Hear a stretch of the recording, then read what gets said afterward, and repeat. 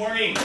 Morning. I know you have all been, seated and standing and refreshed, but I need you to pay close attention to our next speaker. Okay, Mr. Brandon Shamim, is here to talk to us about basically your program at Southwest College too. Well, global entrepreneurship. Okay, global entrepreneurship. He is one of our guests that will give us a quick introduction or maybe even a detailed overview of global entrepreneurship. Okay. He is one of so many people that we invite to LA Harbor College to be able to give you an overview and also to introduce our students basically to global entrepreneurship, logistics, that area. Okay. And beyond that, okay, I am one of the faculty here at the Business Division over at Harvard College. My name is Professor Ramon Balthazar. And without any further ado, Brandon. Thank you. Perfect. Thank you very much. Super. Thank you. All right. Perfect. Thank you. Thank you, Ramon. Appreciate that. So folks, we're going to keep this lively and quick. So I apologize. I'm already telling the video folks in advance that it's going to be hard to keep me in frame. So needless to say, this is really your session, and I want to have a conversation. There's a couple things that I want to tee up for our presentation purposes, but being that we are in a circuitry room, we're hopefully going to shock you with some information, and as we said earlier, we'll keep you grounded as well. So how's that for all the circuitry puns for the day? So needless to say, we really appreciate the opportunity, and Nando, our earlier speaker, did a terrific job of really framing a lot of the key issues. But I'd like to maybe add a little bit of color commentary because I think at the end of the day, Nando and Jim and Amy and Lynn and a number of the wonderful subject matter experts that we have in the room can appreciate that really Southern California and Los Angeles is not only the epicenter, but also is an amazing tapestry of the world's people. Right? That's really in essence. I mean, the U.S. Census always reminds us that the one part of Southern California that is the most interesting, we are the largest epicenter of multicultural peoples, right? So that, I think, underscores that so often what we are talking about in terms of trade, logistics, also has a human side to it. So I want to actually begin with something real quickly. It's a very long, TED Talk, but I want to just give you a really quick snippet of it because I think it gives us an understanding and appreciation of why we all need to, I hope nobody minds the rudeness, shut up and listen. Everything I do and everything I do professionally, my life has been shaped by 7 years of work as a young man in Africa. From 1971 to 1977, I look young, but I'm not. I worked in Zambia, Kenya, Ivory Coast, Algeria, Somalia, in projects of technical cooperation with African countries. I worked for an Italian NGO. And every single project that we set up in Africa failed. And I was distraught. I thought, age 21, that we Italians were good people and we were doing good work in Africa. Instead, everything we touched, we killed. Our first project, the one that has inspired my first book, Ripples from the Zambezi, was a project where we Italians decided to teach Zambian people how to grow food. So we arrived there with Italian seeds in southern Zambia, in this absolutely magnificent valley, going down to the Zambezi River, and we taught the local people how to grow Italian tomatoes and zucchini. And of course, the local people had absolutely no interest in doing that, so we paid them to come and work, and sometimes they would show up. And we were amazed that the local people in such fertile valley would not have any agriculture. But instead of asking them how come they were not growing anything, we simply said, thank God we're here. Just in the nick of time to save the Zambian people from starvation. And of course, everything in Africa grew beautifully, and we had these magnificent tomatoes. In Italy, a tomato will grow to this size, in Zambia, to this size. And we could not believe. And we were telling the Zambians, look how easy agriculture is. When the tomatoes were nice and ripe and red, overnight, some 200 hippos came out from the river, and they ate everything. And we said to the Zambians, my God, the hippos! And the Zambia said, yes, that's why we have no agriculture here. Why didn't you tell us? You never asked. And there it is, folks. I'm going to end at that punchline, because I think it, in some ways, it hopefully punctuates the point that I want to really impress upon us. Global entrepreneurs are no different than the rest of us. We hopefully are able to perfect our own internal and external listening skills, right?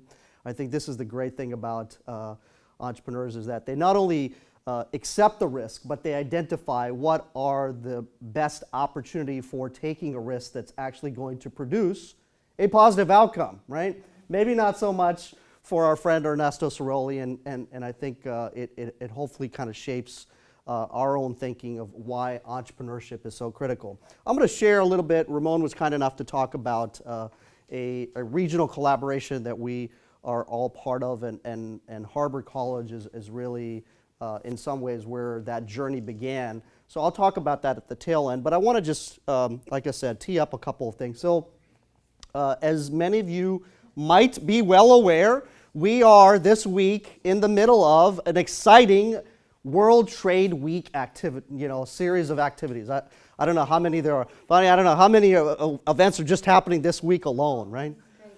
So it's needless to say, Amy is part of many of those. So needless to say, yesterday some of us in the room were part of this very exciting event. It's really the Oscars for the global trade community.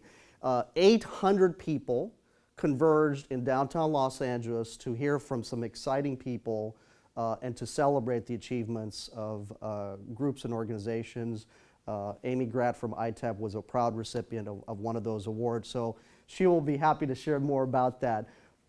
The point that I wanted to share with you is something that was talked about by Alan Horn. And Alan Horn, if you're wondering, for you Jeopardy Trivia Pursuit folks, he's pictured here being interviewed by David Ono, who's a media personality here locally, as many of you know. Alan Horn is the chairman of the board for Disney Studios. But he said something that really struck me yesterday, and that's why I felt compelled, even though our proud mayor was also on stage, and he said some great things. Nando, he didn't do it as justice with all the statistics that you shared. But Alan Horn from Disney said something really remarkable. He said that, in some ways, their strategy of releasing films, and we know Disney Studios now has, come on, name them. Help me out, students in the room. Who does Disney Studios have a stake and interest in? What are some of the big brand names that we're talking about? Does anybody watch movies in the room? You guys are so intensely busy. Professors, take note. They're so busy they can't even watch movies. Okay, anybody heard of Star Wars? Anybody heard of Marvel Comics? Anybody heard of Pixar? Well, guess what? What do they all have in common? Disney. Disney is now the parent of all those brands that we oftentimes forget, right? But he said something really remarkable, that Disney has a tentpole strategy, right? And this tentpole strategy, while he applied it in kind of profitability terms, that Disney takes on the risk of perhaps producing a $200 million minimum budget film and has this global outreach audience, I'd like to approach the tentpole thinking in a little bit of a different way. I think that in so many ways, the tentpole is really what we talked about, that Nando reminded us. We are LA region and LA County is not only the tentpole of the people, of the goods movement economy, but it also is the tentpole for the entrepreneurial economy, right? As many of you may know, that Los Angeles arguably is the fourth largest region of entrepreneurial activity in the nation, right? So if you look at those wonderful facts and stats that Nando shared with us in terms of trade, e-commerce, and goods movement, we have to also be reminded about the entrepreneurial economy. And that's why I think it's really, really exciting for us to think about why would we, any of us, want to globalize, right? Southern California is a small, medium-sized business economy. I had the pleasure of working formerly at the U.S. Department of Commerce, and in that capacity, I was always having great conversations with people who were thinking about, we need to have, we need to really improve our operational excellence and our efficiency and our supply chain, whether they were in food, fashion, entertainment, technology, right? The pillars of our economy, especially here in Southern California. And I always used to ask them, well, it's terrific that you want to have these operational excellence strategies. Have you thought about your desire to want to globalize? Have you thought about, going back to your countries of origins? Because many of these entrepreneurs were from, Panama or Mexico or Philippines or China or Korea. And I would ask them very simply, do you know the language? Yes. Do you know the customs? Yes. Do you like the food? Love it. So why is it that perhaps you're not considering going back to your countries of origin and providing some of these great quality goods and services, right? So this is just, and I won't read for you the litany of reasons why you may want to globalize, folks. But part of why I really, impress upon us to think about globalizing your economy is simply this. There is no better time for us to think about how the world is becoming more and more connected. My wife's family was recently visiting. They happen to be from the Inland Empire, so not that part of the family. I'm talking about her Kiwi family members from New Zealand. Right? And they are so excited about something that, quite frankly, I'm going to ask this as a trivial pursuit, and hopefully, Michael, you'll find a giveaway for somebody who can answer this correctly. Now, industry people, you have to stay quiet. I'm going to speak specifically to our student members in the audience. How many of you know about the TPP, the Trans-Pacific Partnership? Raise your hands if you do, if you're a student and know about the TPP. Perfect. Tell us your name. Spencer. Spencer. So I'll say that I don't know the specifics, but Anything, generally. but from my crazy uncles, I heard them like screaming about it all the time. So Okay. they're not in favor of it. That's all I know. Terrific. And I appreciate that honest answer. So I won't press you because, crazyuncles.com is actually a great real estate website, yeah? Or I think it's richuncles.com. So why do you think that they were screaming crazily about the fact that TPP is going to destroy the planet, or better known as the United States? It must influence their pockets in some way. Okay. That's Okay. what I'm guessing. Okay, perfect. And Spencer, I think your uncles best typify where we as an American society are in understanding global economic thinking, right? I mean, let's play this game for a second. Think on your body.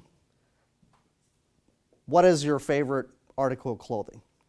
Think for a second the cars you drive and all the parts and supplies that go into either maintaining it or being able to have a drive.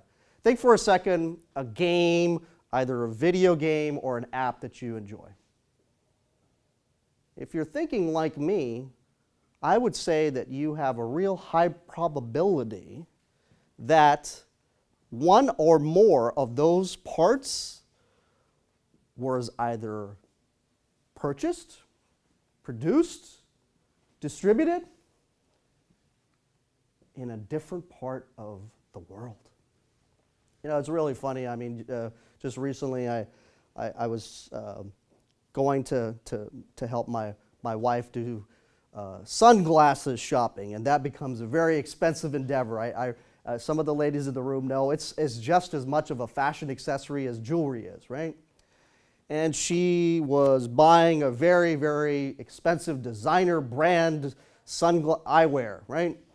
And lo and behold, we look, chiseled on the side was made in China, right? And a super expensive Italian brand at a boutique in Beverly Hills. With all due respect to your uncles, we as an American society do not understand what is happening around the world and what's happening in our own communities, right? So people in New Zealand are excited about the TPP because it's going to open up all sorts of new possibilities and opportunities. And yes, there are plenty of people who said, no, we are going to lose jobs. But have we talked about those opportunities for new direct and indirect jobs that are going to be created by this global economy that we keep talking about? And there's really, if you gloss over all these stats, there's no more remarkable stat in my mind that you should impress upon, is that 95% of the world's population doesn't live in the United States of America.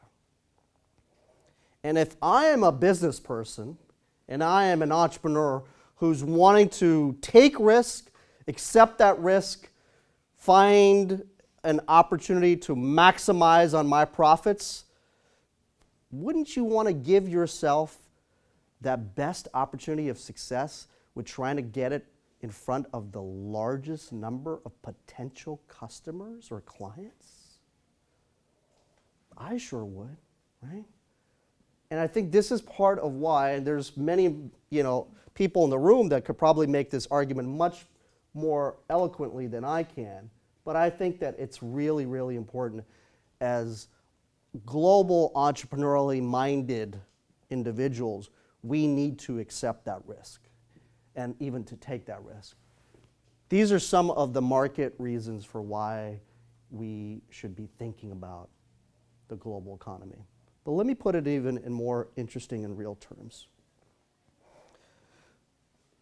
A great company, PwC, PricewaterhouseCoopers, it does this really interesting annual report of the largest global brands in the world, literally from Pepsi to Google, right? And they all basically have a top 10 priorities for their businesses. Guess what the number 3 priority on that list of global CEOs was? Globalization, good guess. And if we go deeper, connecting it to you, right, the human talent, they want their workforce to have a global mindedness. And here's what they mean with global mindedness. Do you speak another language? Terrific. Do you understand another culture? Even better. Have you lived abroad? You're getting warmer. Have you studied abroad? You're hired. Folks, these are the realities. So we can make political theater and say the world is bad, or we can understand and appreciate maybe why and how we can, as entrepreneurs, change the corners of the world that keep screaming they hate us, right? Well, maybe we need to analyze why we are either hated or loved. Just want to give you some opportunities for those of you who are thinking about not only, and here's the thing that really makes it interesting for our discussion, folks, okay, is whether you work for a big global brand or whether you work for or create your own company, right? It is really, really important for us to start doing the first thing. Actually, all 3 of those things, right? I think it was mentioned earlier. geography, history, and quite frankly, watching, listening, and learning about the news is really, really critical, folks. You know, once again, like I said, I love talking to people from abroad because, you know, it seems like they have a better understanding of what's happening with the news here than we do, right? And it's always very fascinating to see how they interpret the news through their lens versus what we as an American society who believes in free speech and press sometimes only tells us what we want to hear, right?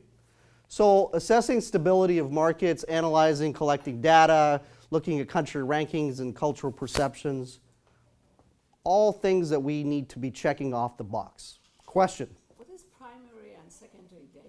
What do you mean by that? Perfect. So I'm getting a little bit deeper into the to the weeds of this. Primary and secondary data. Primary data is basically you having your own rich experiences. Secondary data is everything else in the world that we know of called news and information. You don't collect it.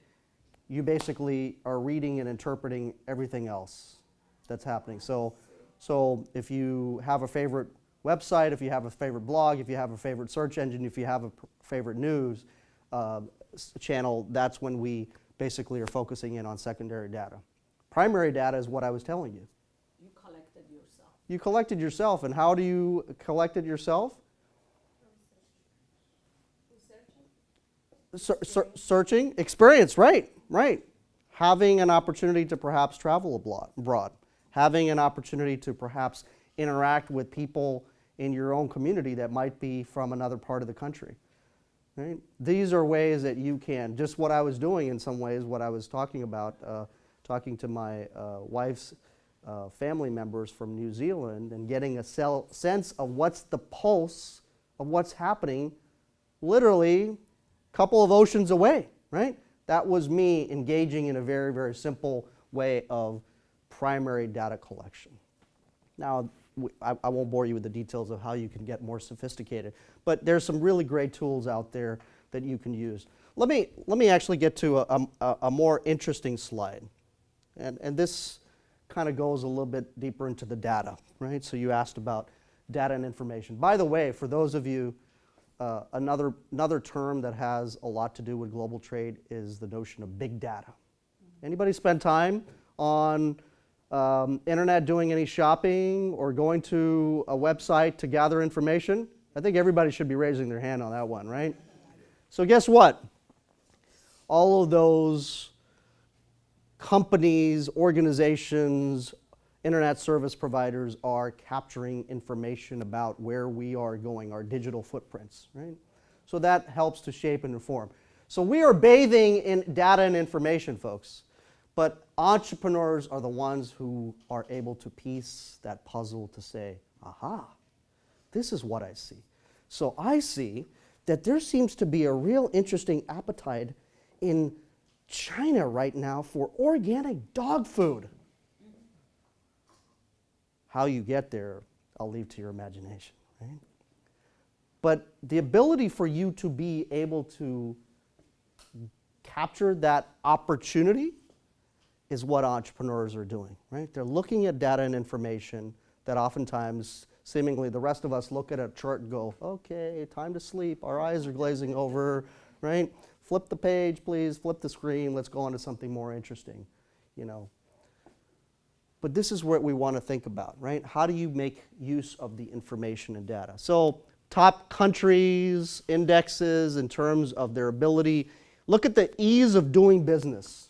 The ease of doing business really connects well with another index that a lot of people forget living in the United States. The U.S. Department of Commerce produces another wonderful tool, the corruption index, right? How corrupt is the national government and how many people you have to provide an incentive financially to get your project from point A to point B, right? So I won't bore you with how some of these countries stack up, and let me just say, the United States is not as low on that list as you may think it is. That's a spoiler alert. I won't let you. I'll let you look it up on that. But it is fascinating to see some of the countries that are here. You know. Now let me advance the slide. So pick a favorite country on this side, right? Pick a favorite country. And by the way, bless you. Look at those darn Kiwis. They keep showing up again, right? Look at New Zealand. Look at how high they are in the chart. Top country index. I'm telling you, my wife's family members are onto something. So, fear of failure. This is a really, really fascinating thing that I think as entrepreneurs, we sometimes forget. You know, there's a lot of conversation and research about what makes entrepreneurs different. And are they truly different, right? The whole kind of similar to leaders. Are they born, or does society create them? Same conversation could probably move over to the entrepreneurship space, right? Are they born? Or do they have some special gene to make them want to accept risk and say, we're going to go it on our own, right? Well, Mark Zuckerberg is not at that age. I don't know if Steve Jobs would give anybody permission to do an autopsy on his brain, right? So we can't get into their minds, and we can't figure that out anatomically. But what I can tell you that entrepreneurs are really, really good at is their ability for risk tolerance. They have a high level of risk tolerance. And one could argue they also have perhaps a higher threshold for not having a fear of failure, right? So believe it or not, our government and many different governments through the World Bank and many other sources actually index this, a fear of failure. Wow, interesting. So something that entrepreneurs are really, really good at having, you know, a certain threshold for is something that we can actually study and analyze. Which countries in the global economy have a certain appreciation, either a high or a low fear of failure threshold? So folks, look at this for a second. Once again, let's pick these apart for a minute. I'll skip over the sub-Saharan Africa. Let's stick to our closest friends, Latin American, Caribbean economies. 28% had fear of failure, which would prevent them from starting a venture. Fear of failure generally increases as one moves from early stage to advanced stages of development. Anybody remember what happened to the Greek economy? What happened to our Greek friends? Got too big. They got too big, and many of the American banks that were providing them, assets and asset management and financing. Anyway, Greece and Italy, two of our favorite tourism countries, showed the highest fear of failure. You know who's leading the way back to the Greek economy having a resurgence? It's not American big multinational brands, General Motors and the like, that are reinvesting in the economy and trying to spur it. It's Greek entrepreneurs from colleges and universities. The Swedish consulate in Greece has actually opened up a whole business incubator for our friends in Greece.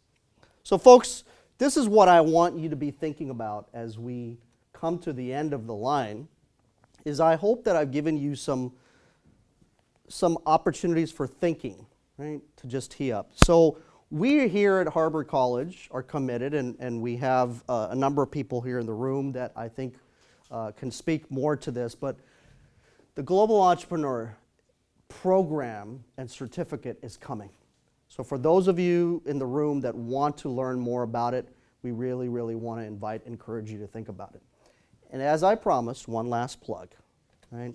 This is something that all of you in the room are invited to participate. There is a brightly colored flyer in the exhibit area, a regional summit that is going to talk about some of the issues and much more than we said today. So many of the people in the room are representing this.